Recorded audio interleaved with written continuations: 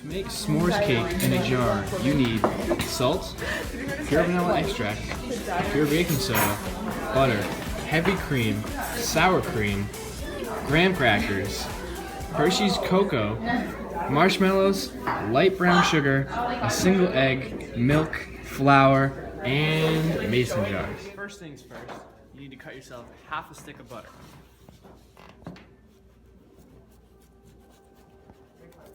This half stick of butter, you're gonna melt in a few minutes.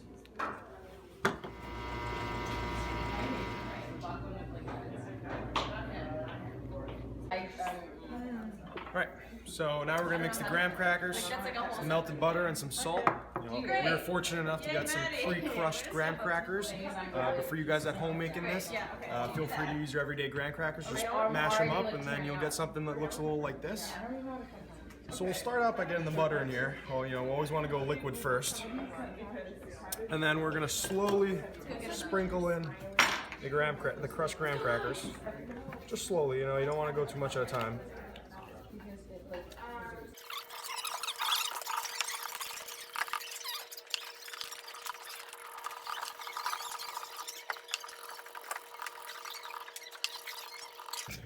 Alright, so now that that's all mixed together, we're going to want to add in just a touch of salt.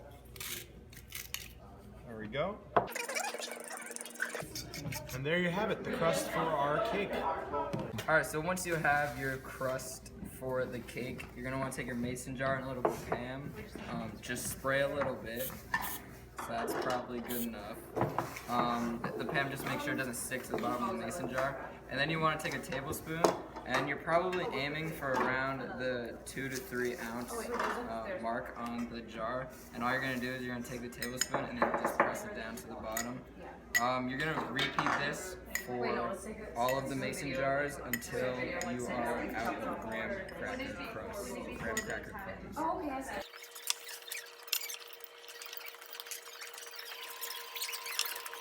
Alright, so once you have this, you're just going to repeat it for every mason jar until you are out of crust.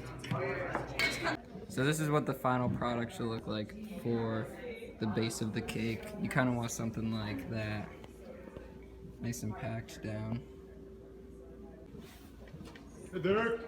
So here we got our 3/4 cups of brown sugar and an egg. And when you're mixing, or when you're measuring the brown sugar, you want to make sure it's not too packed to avoid false measurements. And here we go. A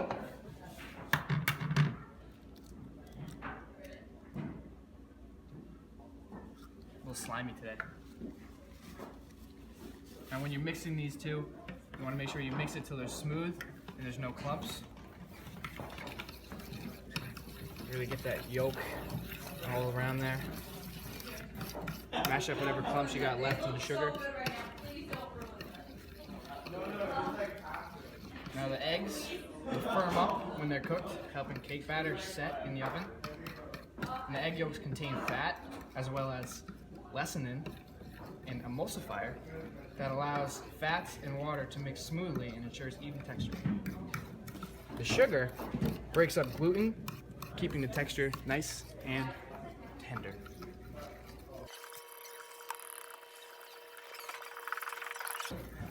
And there you have it. So here we got half a cup of milk. You can either use 2%, 3% to your liking. So we're just gonna pour this in here. And we will follow this by adding in more melted butter. Half a cup to be precise. And then we're gonna go half a cup of heavy cream.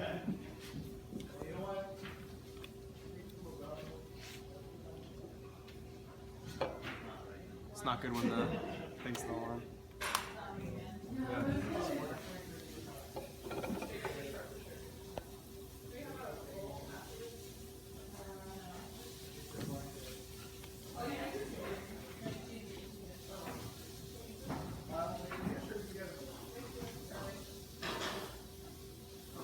And then we're also going to get a teaspoon of heavy cream as well on top of that half a cup, just to be precise.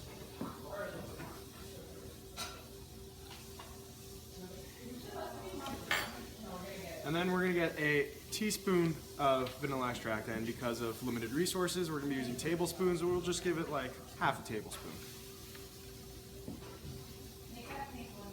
So that's probably good. Pour that in there. And you're just gonna wanna stir this till everything basically becomes one. And the reason why we're going in this order today is we're going fats, eggs, and sugars first, followed by the more wet ingredients, liquids, and then followed by the dry ingredients. And the reasoning for this is because it's going to allow for the softness and the moistness in the cake later on. And the butter that we just added, it's going to help retard the gluten formation while providing moisture for the cake. This ensures a tender texture. Alright, I say this is pretty well mixed. Alright, so next we got sour cream. We're going to add 2 tablespoons. No real scientific benefits. It's really a taste addition, so you're going to add 2 tablespoons. And then just mix it together.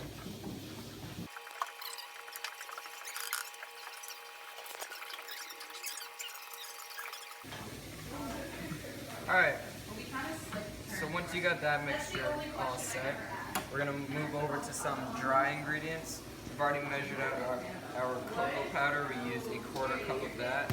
Next, we have our all-purpose flour. We got 1 1/8 cup of all-purpose flour, so we're just going to add this in.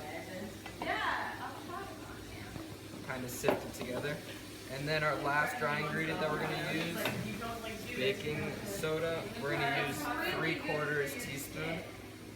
Because of lack of resources, we're going to use a tablespoon. Or excuse me, we're using 1 1/4 teaspoon, but we're using 3/4 tablespoon. So we're just going to add this in here. Just kind of mix it together. Sift. So these ingredients, the baking soda allows the cake to rise. That's one of its main benefits. And then the flour thickens the batter and really gives the cake a thick base. And then and then you don't really want to over mix this because it will make your cake very tough, and we do not want that.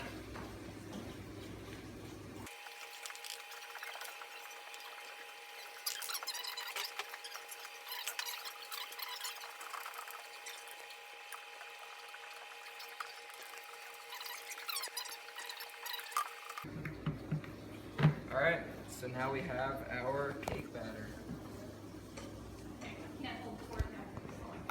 So the next step, what we're going to do is we're going to fill up the mason jars with the cake batter. You only want to fill it up halfway, ideally with a 1/4 measuring cup, but due to lack of resources again, we're going to have to use a spoon. So let's get started.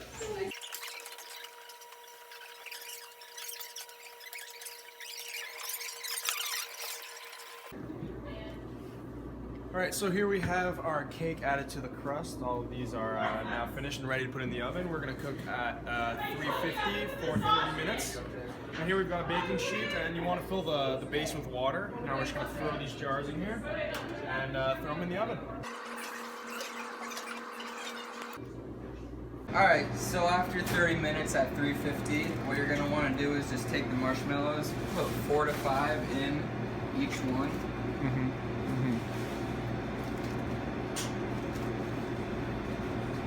Just stuff them in there. Let's get a little close here. Good stuff. And then what you want to do is just put them back in. You know, ideally you want to put them on broil so it just cooks the top. But flip again. You know, we can't really do that. So just put them back in for 1 to 2 minutes. I put 1 with 6. Ooh. It's alright. Alright, so after that, you know, slide it back in 1 to 2 minutes, and then we have the final product. #believe. Nice. Here we have our taste test.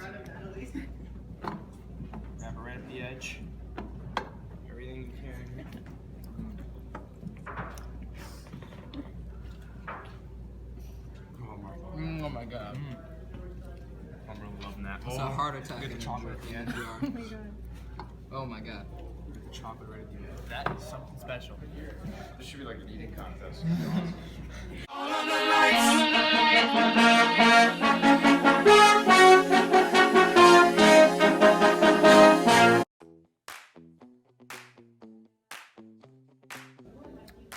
So this is what the final product. Alright, so next we're going to take the brown sugar, measure out 3/4 cups. And it's really important not to use very packed brown sugar when doing this. It won't let you get an even measurement. Actually, this is where we start. Alright, so once you have your base,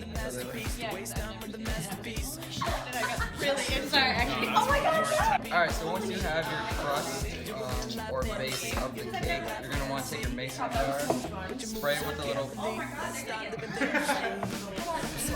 it supposed to be like that? I don't know if it's supposed to be that much. I barely touched it. Spray them, and then you're going to,